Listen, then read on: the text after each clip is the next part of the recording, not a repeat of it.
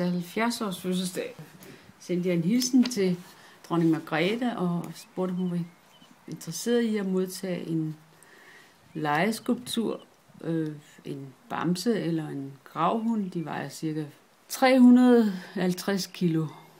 Og hun var straks positiv og ville meget, meget gerne have en gravhund, som så er blevet leveret her. Og hun har udpeget stedet, og vi var på Gråsten Slotshave der. Min søn var fotograf, og min datter og barnbarn var med, og det var en fantastisk dejlig oplevelse at se hunden komme ned nøjagtigt, hvor dronning Margrethe ville have den stående. Så det var en sjov oplevelse.